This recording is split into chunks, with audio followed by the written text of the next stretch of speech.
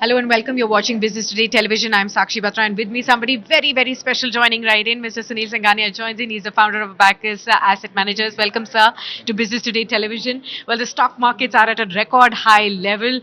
Are you feeling dizzy at this height, or do you think that there is much more to go to this Nifty and the Sensex when we are discussing 70,000 and 21,000 on the Nifty, sir? So I think the markets always reflect the economy, and if the economy is at an all-time high, obviously the markets have to be all-time high. I think our view is that the economy has long legs to go. We are expecting the economy to double in 7-8 years, and that's been the projection of almost all agencies. And I think the market should reflect that, right? So where do you see the Nifty now, sir, going forward from here? Say if I have to ask you next 2 years, where will it be? I don't know about 2 years, but we are definitely heading higher. Okay. So at this point in time, a lot of people may be thinking that, already I have a FOMO, I have not invested so far. But is this a good time to invest even now? I think as long as you are confident that the economy is going to grow to $7 and then $10 trillion, I think no time is too late. You better start now, otherwise you'll feel a bigger miss maybe after 5 years. That's right. So where exactly should people be investing now? I mean, are there themes, sectors that you believe now are ripe enough for the next 5 years of a move? I think for the investors, diversified is the best way to go. So obviously, all sectors would have their time in the sun. There are sectors which are looking very very attractive, but we also have to see the price of the underlying stocks.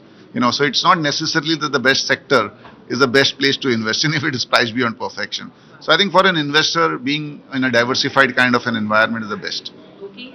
What about the mid and the small caps, sir? They have had stupendous outperformance. Will that continue? So there are segments where there is obviously over exuberance. There is a lot of FOMO. There are a lot of theme-based sort of investing happening.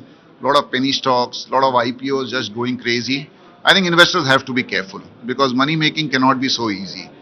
Having said that, I think India is a country of entrepreneurs. There are fabulous mid-size, small-size entrepreneurs who can grow really, really fast.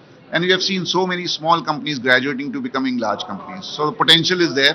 You can't say that small and mid cap is a cycle. I think it's a trend. It will definitely do well, but in the near term, as I said, you have to be careful about over exuberance. Lastly, I want to ask you, a lot of people enter the stock markets thinking this is a way to make money and get rich. Is it truly a place where one can really create massive wealth, and what is the right way then to approach it? So I think you answered on your question only. It's a good place to create wealth, create long-term wealth, create sustainable wealth, but your return expectations have to be reasonable. करोड़पति कैसे बनेंगे? करोड़पति के लिए आपको 10-15 साल आप invest करोगे, करोड़पति अपने आप बन जाओगे. There are funds which have become 100x, 200x, 300x. So technically, if you would have invested even 1 lakh rupees, you would have been multi-crorepati by now. So you have to let your investments grow over a period of time. And as I said, in a growing economy, equity markets will also grow, and the power of compounding is huge. Wonderful, sir. Thank you so much. Thank you.